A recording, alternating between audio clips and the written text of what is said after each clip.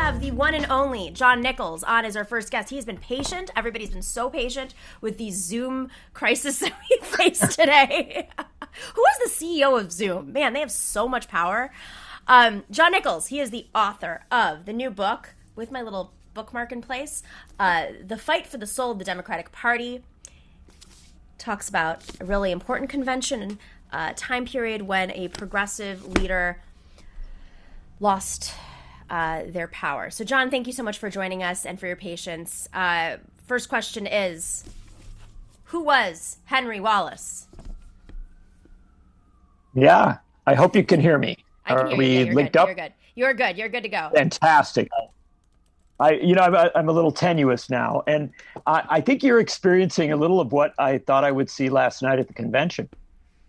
I was fearful that you'd have all these speakers at the convention not linking up and right. Struggling. So glad to be with you and glad to talk about Henry Wallace. Thank you so much. So that was a convention that it was all out in the open. And I say that because we now have primaries which lead up to the convention, which is, today now very theatrical. There are some sort of committees that can be, the platform committee, you can watch it, sure, but it's not even in the convention itself. But Henry Wallace lost his vice presidential spot under FDR. Mm-hmm. Why? What was the lead up to that? It's an incredible story, and it's why I wrote a book about it. In 1940, Franklin Roosevelt decided to steer left. He got rid of his Southern, more conservative, very conservative vice president, John Nance Garner, and replaced him with Henry Wallace, who was really the dynamic progressive member of his administration during the first two terms as Secretary of Agriculture. Wallace kind of leapt into the vice presidency and became a huge hero for people on the left, particularly labor unions and African Americans, Latinos, and others who were organizing. And there's, of course, a great history of organizing on civil rights issues in the late 30s and early 1940s that is often lost on our national discussions. But it was there, and Wallace embraced it. In 1943, there were race riots in a number of cities. In Detroit, there was an incident where dozens of African Americans were killed, many of them by police officers. Wallace chose to fly to Detroit. Imagine this, the sitting vice president of the United States flew to Detroit and addressed a crowd of thousands of trade unionists, an integrated crowd, and said, those who are practicing racism at home, those who are dividing people based on their race and their ethnicity, are practicing an Americanized fascism. He linked the struggle against totalitarianism in Europe, which was something everybody was highly engaged with racism at home. It was an incredibly controversial thing. When he did it, the New York Times called him out, many of the political leaders, and remember the Democratic Party. Why did they call him out, though? That seems logical. When you talk, fascism is rising, similar tactics at home. Yeah. Internationalism, I mean, I can't quite understand. No. There were two reasons why they called him out. One was that we were in the midst of an epic war, and there were people who said that you were dividing the war effort. Now, one of the things that again, history doesn't tell us as much as we should know about this, is that, in fact, we were a very divided country at that time. Mm-hmm. There were real differences, and Wallace wasn't dividing the country. He was, in fact, saying, here, this is the root of the problem. He was going to the systemic issues that needed to be addressed. And he had allies, people like A. Philip Randolph and other civil rights activists who were stepping up and saying, there has to be a double V campaign, double victory against fascism in Europe, victory against racism here at home. And that earned him criticism for the New York Times, mainly for, quote unquote, dividing the war effort. It earned him the rage of the Southern segregationists, who remained a huge bloc within the Democratic Party. It's important to understand this, that the so-called Solid South was very real. And so as you came to the 1944 convention, Wallace faced a real test. Roosevelt, very involved with the war, essentially signaled that the convention would be open, that it would be, the delegates could choose who they wanted for vice president. He sent a letter saying that if he was a delegate, he would vote for Wallace. But he didn't do anything more than that. He actually sent some signals about other figures. So it was left to Wallace to defend himself. He went to the convention And instead of doing what politicians usually do, which is, kind of soften things and try and, pat people on the back and rebuild, whatever alliances you might, Wallace went to the convention, stepped right up on the stage, and in his seconding speech for Franklin Roosevelt, they allowed him to give a seconding speech. The bosses of the convention didn't want him on stage, but they let him do this, which, by the way, is the same role that Alexandria Ocasio-Cortez will have tonight as a seconder for Bernie Sanders. In this speech that was that the bosses tried to marginalize, Wallace got up and said, the future of the Democratic Party is to go straight down the line with progressivism, with liberal values as regards race and gender and a host of other issues. He called out the poll tax. He called out segregation. He demanded that the party rise up and be a party of economic and social and racial justice. The amazing thing was that instead of being rejected, the convention erupted in applause and cheering. And when Roosevelt was renominated, there was an effort to renominate Wallace. Claude Pepper, the senator from Florida, who was a big Wallace backer, tried to force his way to the stage to call for renomination by acclamation. He got within a few feet, and they gavelled the convention out of order. They shut it down. How were they able to do that? What tricks do they have up their sleeves? They just did it? A big gavel and a chairman of the convention who literally said, I hear a call for a recess, a call for closing down for the night. The hall booed incredibly loudly. It said the building shook with opposition to it. Wow. And the chairman said, I hear a majority in favor of shutting down, gaveled the convention closed. They shut down the lights. They turned off the music. They forced everybody out. And the next day, when the vote for vice president was then rescheduled was going to be held, when people showed up, they found their tickets had been changed. They couldn't get in. What? Oh yeah. No. If you read, it's just an amazing story told by, and I went back and read the diaries, read all the details. And then, also there was all the things that you could imagine in a boss-driven party where you didn't have a lot of internal democracy. There were offers of jobs and pressures and bribes, not bribes necessarily money so much as political power. And at the end of the day, even then, Wallace won the first ballot. But everybody started shifting and moving, lots more, negotiations, and they finally beat him. He was pushed out. Instead of, walking away in anger, Wallace said, we're fighting against fascism. It's a vital struggle. I can't, I didn't win this. I'm still ready, signing up, ready for duty. He went out on the campaign trail at his own expense, campaigned for Franklin Roosevelt. Harry Truman, the guy who beat him, he appeared with Truman and walked him to the microphone at rallies because Wallace was so much more popular. Roosevelt was so impressed that he brought Wallace back into the administration, gave him a new cabinet post. They were working very closely on a massive jobs plan, a massive housing plan, an economic Bill of Rights when Roosevelt died. And after Roosevelt's death, Wallace was forced out, marginalized. He tried a third-party run in 1948 against Truman. It did not succeed, and was written out of our history. And what I set out to do, for two purposes, was to write him back into our history. One, because I think we need to know about this remarkable man who waged this incredible struggle 80 years ago for economic and social and racial justice. And two, because as I write about in much of the book, which is both the story of Wallace and a history of the last 75 to 80 years, this happens again and again and again in the Democratic Party. Right. It has. Okay, so it's happened again and again and again. What is the next notable moment where this has happened? Oh, there's so many of them. The best example is kind of a tragic one, is that after Wallace ran in 48, it's notable that two groups went out of the Democratic Party in 48. One group went to the left, Wallace and many of his followers, including a young. Another group went to the right, and these were the segregationists following Strom Thurmond. In 1952, at the Democratic Convention, the segregationists were all let back in, whereas the progressives were not. And they nominated a segregationist for vice president in 1952 who had been a part of the segregationist exit from the party in 48 and had worked to keep Truman off the ballot. And so like today in Well, a it's way. I would argue even a little more horrific. But then I think you'd be right about that. yeah. But I tell the No one's story. calling Kay such a segregationist, at least No, I mean, overtly. he's a bad messenger. But what I will tell you is that again and again, you saw progressives rise to make this struggle for the soul of the Democratic Party. Incredible people along the way. And I write about these struggles, moments where they succeeded. And it's important to remember there have been successes. Lyndon Johnson pulled well to the left of where he had been and actually accepting civil rights, voting rights, a war on poverty, so many initiatives in the 60s.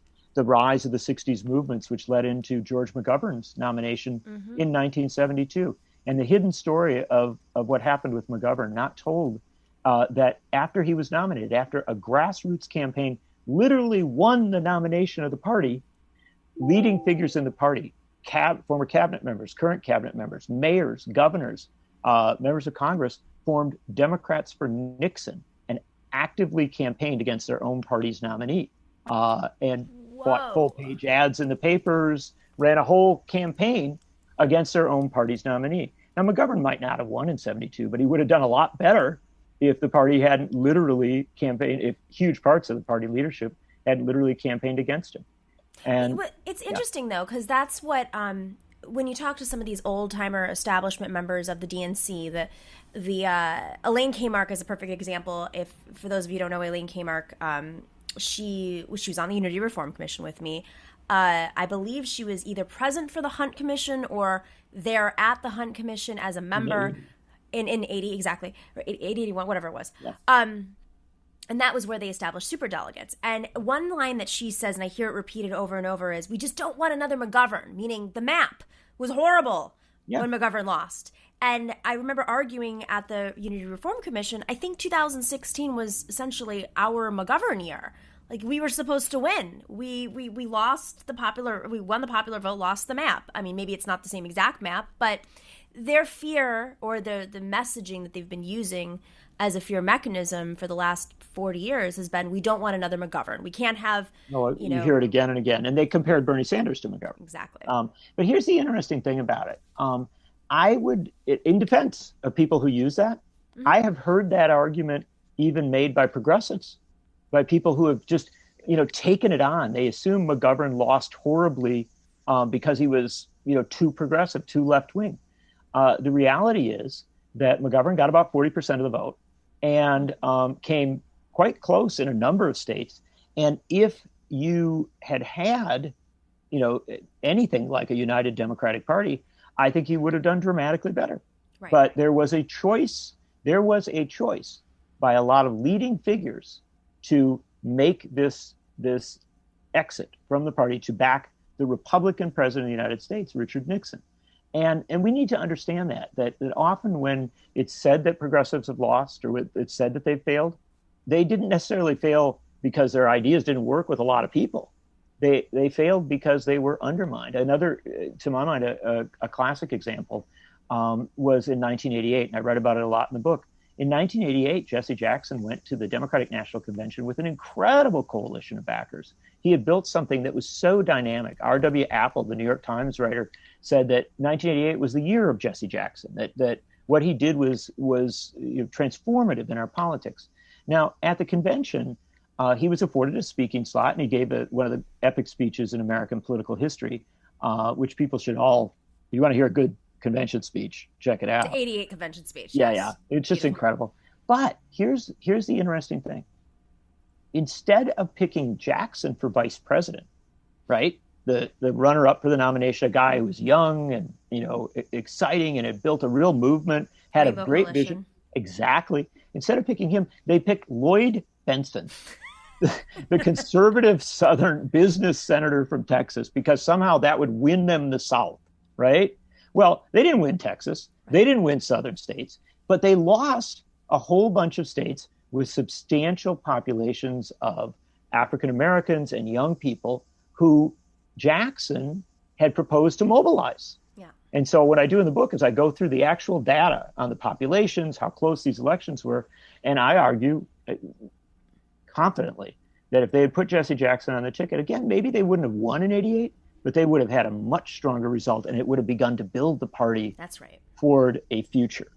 And I just tell you that we see again and again, not just at the presidential level, but folks like Ron Dellums and Bella Abzug and others, a young Paul Wellstone, a young Bernie Sanders, who struggled with party leadership that often didn't welcome them, but tried to push them to this edge, either say you change or this just isn't going to work for you. And there are heroes all along the way. And the one lesson I would offer is, I know sometimes people will hear this story and they'll say, well, then why bother, right? Why keep fighting for the soul of the Democratic Party? Well, there's two answers to that. Number one, this country, I would love it if this country had multi-party democracy, but this country has all kinds of structural barriers to third parties and to independent runs and alternative politics. They are rigid, and the media backs them up at every turn. Right. And so fighting for the soul of the Democratic Party is not necessarily the only fight, but it is a legitimate fight. Right. And instead of giving up on it, I think one of the things that progressives need to understand is that they are in a permanent struggle. Right. And that struggle requires them to organize permanently, to recognize that it's not just around a person, it's around a long-term vision of economic and social and racial justice, saving the planet, dialing down militarism. And if they organize around that and keep moving forward, as frankly conservatives did in the Republican Party, that moment can come. And in fact, the times rather than individuals often form the moment. And it just strikes me that right now we are in a moment in this country where progressives should be pushing harder than ever. It's not a time to back off. It's a time to push hard. So that's interesting because Bernie Sanders has been Bernie Sanders for his entire career, his entire lifetime. Mm-hmm. You find, obviously, we've all seen them, speeches he gave, in the early 80s when he was running for mayor, not even he ran multiple times. And the moment, 2016, was ripe for the message of Bernie Sanders, so much so that so much of his supporters, they're all very young, not all of them, but a big a lot. Basically, all young people are supporters of Bernie Sanders. In other words, so with that being said, like this is this moment. There's a reason why I wanted to have you on and kind of learn from history, because when you say things, the fight has to continue. Mm-hmm. As someone who's personally been involved in some of the trying to do the rule changes, and that's the next part of the show, we talk about that. But it's hard when the chessboard is controlled by people who basically control the game. It's not just that they control the pieces, they control the game. And they change the rules of the game when it looks like things aren't working out in their favor, whether it's gaveling, in the old days, or today it's suddenly realizing that the voter counter in the DNC chairs race stopped working, and so suddenly we have to move to the second ballot. These are the tricks of the system, and there will always be a trick. There will always be a way for them to gather around their chosen candidate or push out their progressives. So, if we stay in the fight and we change these rules incrementally, I understand that perspective. I've been involved in that perspective, but climate change is in our face. Oh, yeah. And so, in this moment, what hope can you give? How quickly can change happen when, even if Joe Biden does win, which I personally hope Donald Trump is pushed out of office, Joe Biden's going to control the DNC now. And my guess is they're not going to let any progressives in that DNC the way that they kind of pushed them out over the last few years. Well, look, here's what I'll tell you. I can give you every argument in the world for giving up. It's not that hard but I don't believe in it. I genuinely believe from reading history that there are people who have faced incredible barriers and barriers that today I think we can't even imagine. For the first 60 years of the country, roughly, the issue of slavery, human bondage, was not allowed to be debated in Congress. No. So you couldn't even bring it up, right? And if you did, you were sanctioned for that. And eventually, at a certain point, some people who had fought their whole lives forged a new party. They forged a Republican Party, and they transformed our politics at that time. That's the last time that a major party, an effort, has succeeded in forming one. But I will tell you, on the sad side, to my mind, conservatives took that party over, right? And they, if you read the stories of conservatives from the 50s and the 60s, how frustrated they were with the Republican Party establishment and how all the barriers they thought that they faced, and then in fact that they did, they kept at it because they believed in certain things. I don't happen to share their beliefs. But what I will tell you is that if we believe in economic and social and racial justice, it's our job to find the best vehicles that we can. I'm not here to tell people not to try what they think will work. I respect that, and I write about movements and efforts to try different approaches. But what I am here to tell you is that there's a lot of history that says that when you organize hard and you get knocked down and it's deeply frustrating, if you still keep organizing and if you're there when the moment comes, unimaginable things become possible very rapidly because you built the basics, you built things in. It is simply true that people were organizing on labor rights for decades, centuries before the New Deal came. And yet when that moment came, suddenly you opened the doors and had radical change. And we had a labor movement, and it was huge and it was meaningful and it transformed lives. Similarly with the civil rights movement, the roots of the civil rights movement, run so deep, and people were working so hard. I always hold up A. Philip Randolph. He's a hero in my book. He's a hero, in so many ways. A. Philip Randolph started organizing in 1917, and he was there in 1963 at the March on Washington. He was the chairman of the march, and in the article the next day from the March on Washington, when Randolph appeared at a Socialist Party organized event, because Randolph was a socialist, his message was, "We have more marching to do." So they had just had the March on Washington. They'd literally gotten to the White House, and he said, "Well, back to work, people." And what he was marching for was to make the promise of racial justice linked to the promise of economic justice. So there you go. I mean, and if and I'm just going to say, if A. Philip Randolph, after all those years, if he was ready to keep marching, I suppose we should too. Yeah. So, okay. I am all for continuing to march, especially with these electoral wins. I do want to go back to the third party thing, because I think this is a good opportunity for us to talk to progressives who may feel defeated right now and think the third party is the way. And an argument I always make is, well, the mechanics, it's just fundamentally very difficult based on how our political systems are structured in this country. So can you explain a little bit more about what is it that stands in the way of forming a national third party? No. Again, you threw the operative word in there when you said national, right? The fact of the matter is that third party efforts have worked in places around the country. We have city-based third parties. We have some state-based third parties like the Vermont Progressive Party that have been significantly influential and had an impact. We have the Green Party that has success and power in some places, and it has had breakthroughs over the last many years. And on the other, the more conservative side, you see libertarians having some success, but usually at the local level. The challenge at the national level is that it is usually organized in a moment, and that's not something you can do in a moment. It is something you should do rapidly. You can't, keep organizing for 50 years and think somehow that becomes a question of whether you're going to organize a third party over that amount of time. But what does happen is that you work through several cycles, and the reason you have to do that rather than just say, I'm upset, well, let's go form a party, is because power develops structures that prevent new parties from rising. There is simply no question that one of the biggest fixes in our politics is the way that states give permanent ballot lines to the two major parties, but make new parties petition on and have to literally fight to get their place. Now, there's also all the other struggles of raising money and stuff like that. Where this becomes a challenge then is that you're told, okay, you have to do all this work just to get on the ballot, right?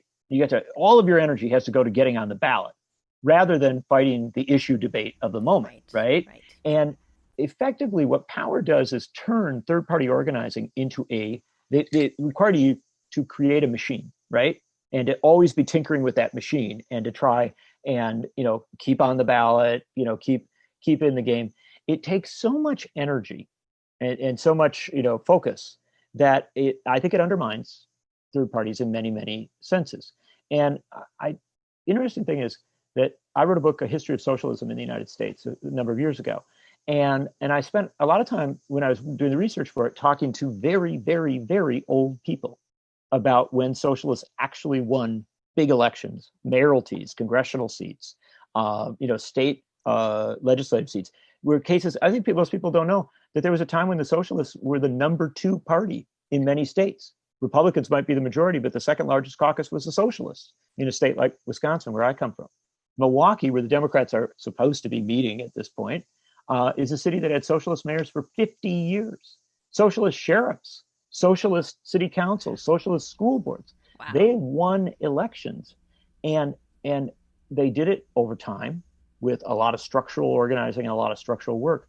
But I will tell you that the old timers told me always that one of the things, they always had to be on the watch, because every time they took their eye off it, somebody in a legislature would pass a law to make it harder to maintain, whatever you were doing, made it harder to practice politics. And so what you have to understand is this.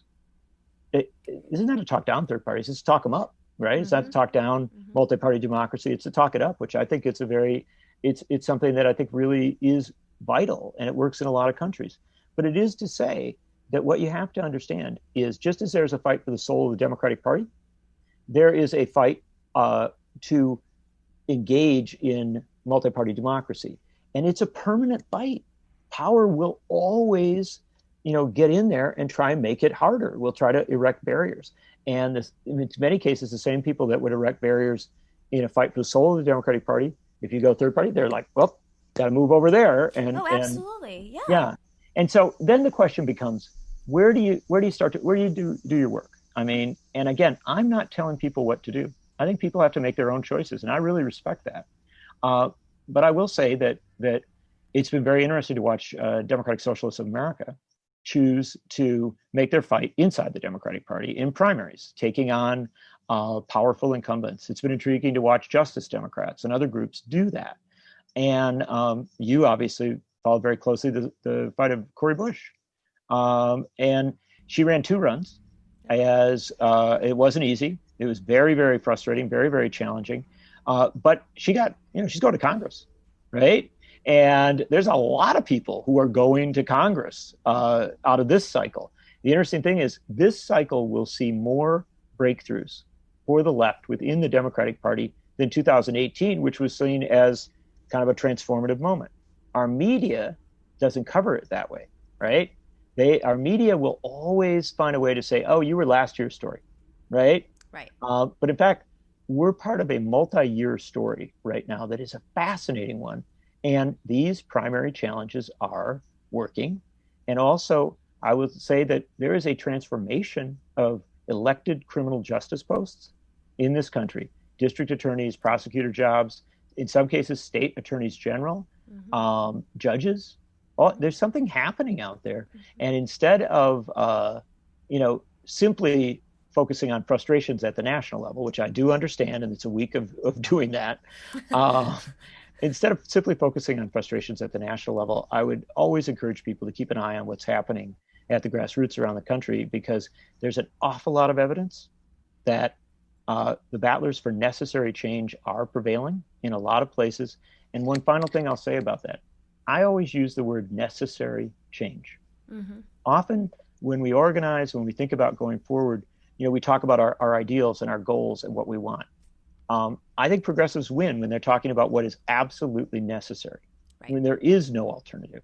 And right now, there is no alternative that works to Medicare for all. There is no alternative to a Green New Deal. There is no alternative to fundamental criminal justice reform. These are the things that need to happen. And so there's a duty, if those are the things that need to happen, to find the absolute best routes to do it.